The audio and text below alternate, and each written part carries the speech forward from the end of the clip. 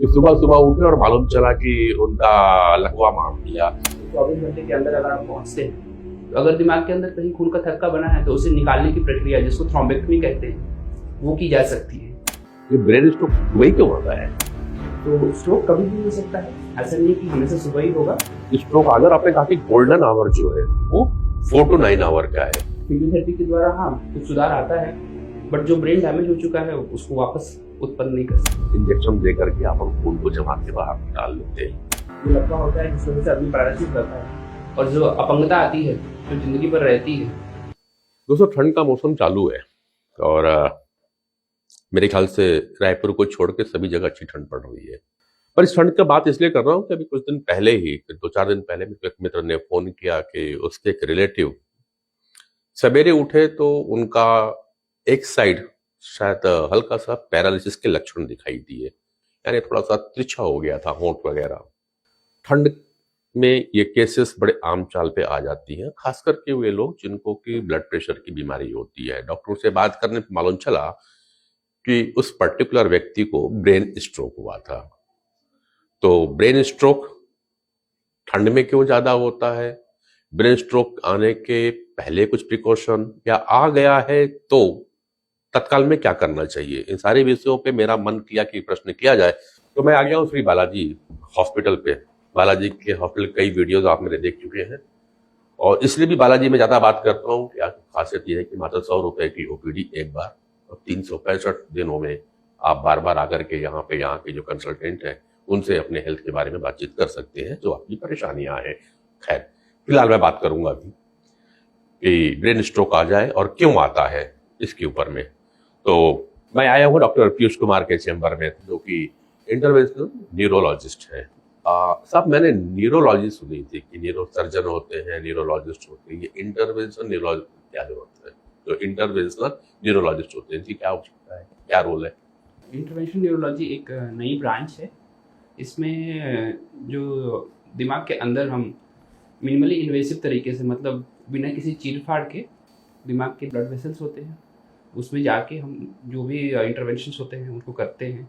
जैसे कार्डियोलॉजिस्ट आपको हार्ट में स्टेंट डालना, हार्ट में अगर कुछ क्लॉट हुआ तो उसको निकालने वाली प्रक्रिया करते हैं, उसी तरह से ये ब्रांच ऐसी है जिसमें अगर दिमाग में अगर कोई लकवा हो जाता है या खून के कोई थक्के बन जाते हैं तो उनको निकालने की प्रक्रिया, दिमाग में अगर कोई नसों में कुछ व्याधि हो जाती है, कुछ पतलापन आ जाता है जिससे खून का फ्लो कम होता है तो उनको फिर स्टेंट डाल के ठीक करने की प्रक्रिया, या दिमाग में अगर कोई गुब्बारे, खून के गुब्बारे बन जाते हैं जो फटने की वजह से ब्रेन हेमरेज होता है तो उन गुब्बारों को बिना चीर फाड़ किए हुए मिनिमली इन्वेसिव तरीके से एक पिन होल से, मतलब रक्त की धमनियों द्वारा अंदर जाके उनको भर सकते हैं। इंटरवेंशनल न्यूरोलॉजी एक नया ब्रांच है जिसमें कि सर्जरी की आवश्यकता नहीं पड़ती है।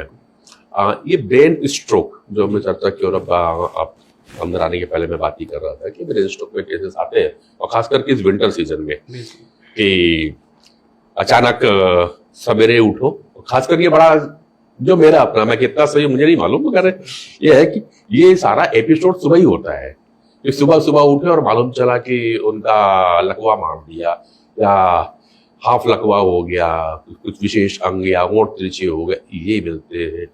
और डॉक्टर कहते हैं जब मेडिक पूछे तो बोले इन्हें ब्रेन स्ट्रोक आया था। ये ब्रेन स्ट्रोक सुबह ही क्यों होता है?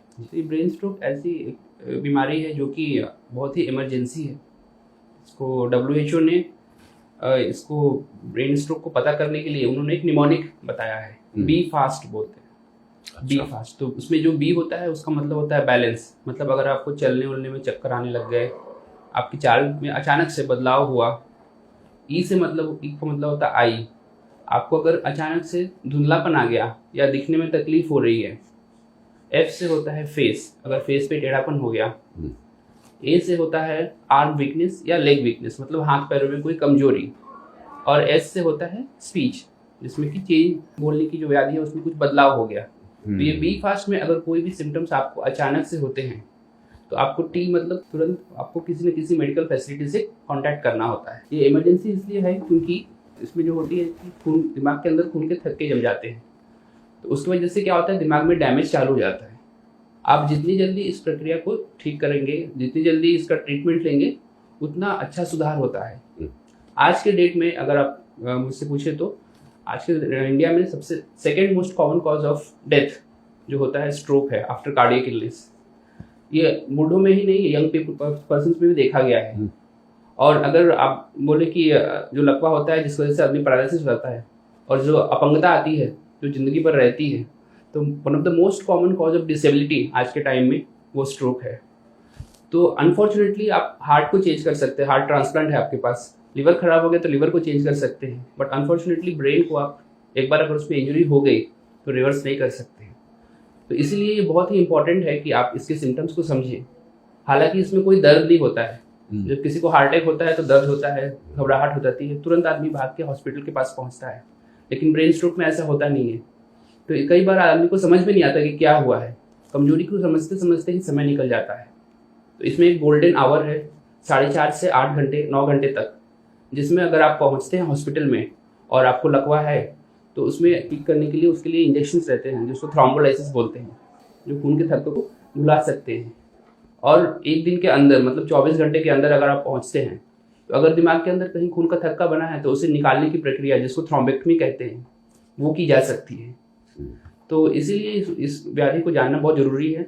और हालांकि जैसे आपने बोला कि सुबह में क्यों होता है, हाँ पहले सुबह में क्यों होता है ये तो बताइए। देखिए जो ब्रेन स्ट्रोक के कारण है उसमें सबसे पहला कारण जो होता है हाइपरटेंशन, एथेरोस्क्लेरोसिस, मतलब जो नलियां हैं उसके अंदर जो कोलेस्ट्रॉल के फैट के थक्के बन जाते हैं। दूसरा डायबिटीज़। तो जनरली ये देखा गया है कि जो बीपी का लेवल होता है वो मॉर्निंग के टाइम में ज़्यादा होता है। हाइपरटेंशन जो होती है, जो लेवल होता है, स्टेरॉइड्स की जो बॉडी के अंदर उत्पादन होती है वो मॉर्निंग में बहुत ज़्यादा होती है, तो इस कारण से भी है। और जो हार्ट में अगर कुछ व्याधियाँ होती हैं जिसको एरिथीमिया बोलते हैं, वो एरिथमिक एपिसोड्स बोलते हैं, वो मॉर्निंग के टाइम में ज़्यादा है।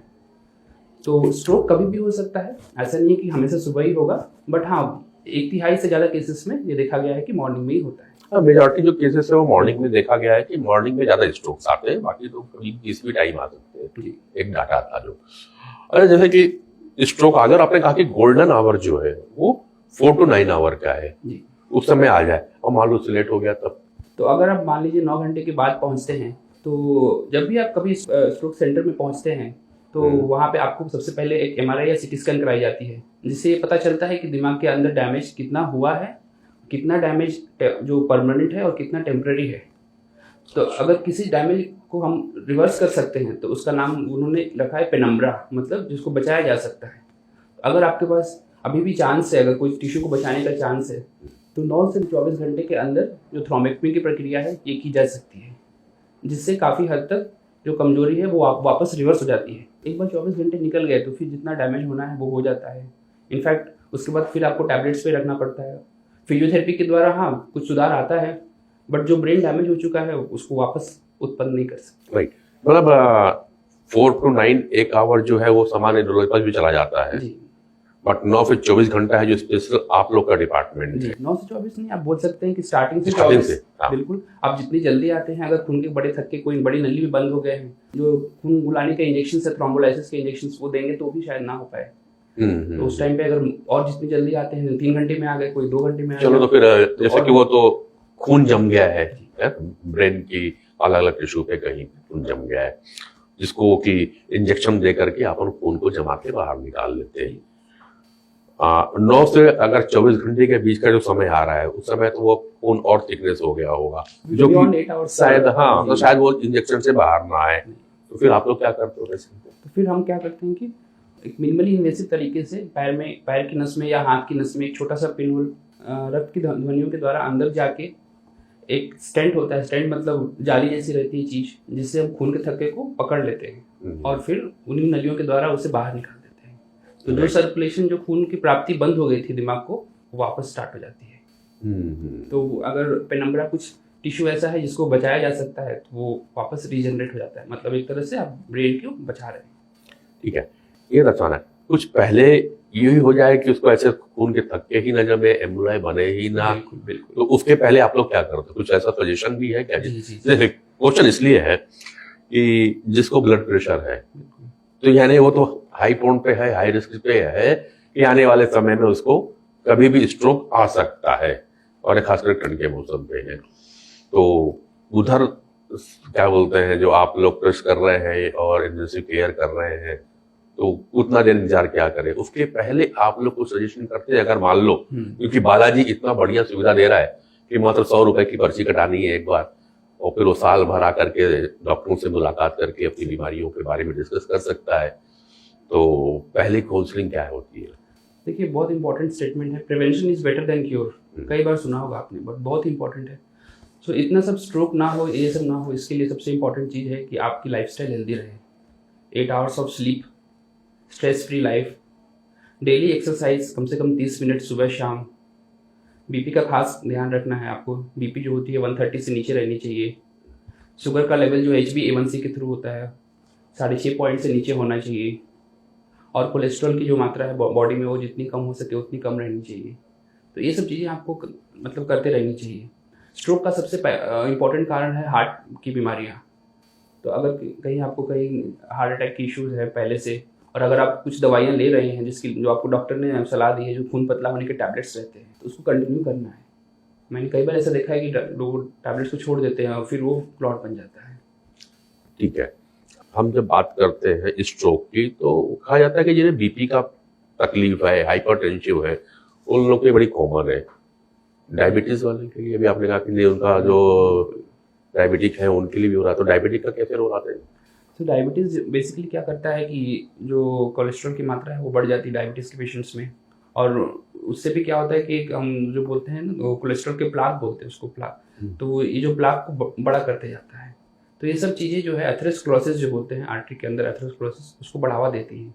तो बीपी तो है ही, बीपी के साथ शुगर का ख्याल रखना है आपको। उसके साथ आपको ये देखना है कि आप एक्सरसाइज कर रहे हैं कि नहीं डेली। आपका वेट जो होता है वो स्टैंडर्ड्स में होना चाहिए, उसमें होना चाहिए। स्ट्रेस फ्री लाइफ चाहिए आपको, प्रॉपर स्लीप होनी चाहिए, ये सब इम्पोर्टेंट है। अच्छा, मैं एक चीज और पूछूं जिसमें मैं विशेष तौर पे बात करता रहता हूँ, ये है नशा।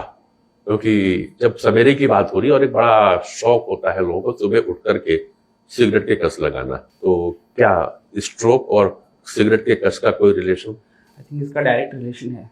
तो आप जो आदमी स्मोकिंग करते हैं या कुछ एडिक्शंस, जैसे कि हमने देखा है कि यंग पेशेंट्स में कोकेन जो खाते हैं, तो उसके वजह से इसलिए भी ये प्रश्न किया कि मैं कुछ दिन पहले, मुझे याद है, जो मेरे पास एक व्हाट्सएप आया था अपने ही फैमिली की, तो उसकी एज लगभग 32-33 के आसपास हुई होगी और उसको सीवियर ब्रेन स्ट्रोक हुआ था और वन साइड तक बॉडी पैरालाइज हुई थी।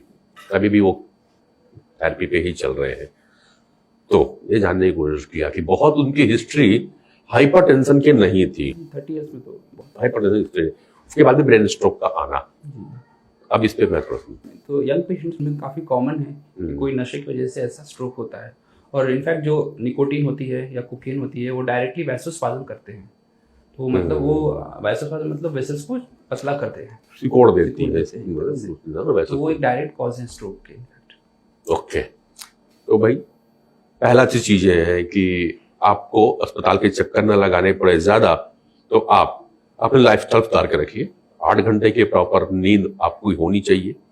कोशिश की है कि अर्ली मॉर्निंग उठने की कोशिश करें, थोड़ी बहुत एक्सरसाइज करें। नहीं जा सकते हैं दौड़ने, भागने, घूमने, तो घर पे ही आधे घंटे आप आपके घर में सीढ़ी होती है, 4-5 सीढ़ी तो रहेगी, उसी में चल लीजिए आप 10 मिनट के लिए, तो आपकी एक्सरसाइज हो जाएगी। थोड़ा सा शरीर को हिला डुला लीजिए, ये काफी कुछ है। और बन जाए तो थोड़ा सा मेडिटेशन कर लीजिए, ये कॉमन है, हर कोई बोल रहा है कि 5-10 मिनट का ध्यान बहुत जरूरी है। खैर, उसके बाद भी आपसे नहीं होता है और आपको अस्पताल आना है, तो मैं आपको बोलता हूँ कि बालाजी अस्पताल में आप 100 रुपए का एक बार का रजिस्ट्रेशन शुल्क पे करिए और आपको ऐसे सुपर स्पेशलिस्ट डॉक्टर मिल जाएंगे जो आपको प्रॉपर गाइडेंस देंगे, प्रॉपर केयर बता देंगे करने के लिए। और हाँ, मुख्य बात जिसे डॉक्टर पीयूष ने समझाया कि अगर किसी को स्ट्रोक आ गया है तो कोशिश करें 9 घंटे के पहले अस्पताल पहुंच जाए, और थोड़ा सा लेट भी हो रहे हैं तो 24 घंटे के इंतजार तो एटलीस्ट ना किया जाए। मेरा सजेशन होगा कि 12 घंटे के अंदर आप अस्पताल में आकर के जो न्यूरोलॉजी डिपार्टमेंट है उनसे आप संपर्क कर लीजिए। जानकारी देने के लिए डॉक्टर बहुत बहुत धन्यवाद आपका।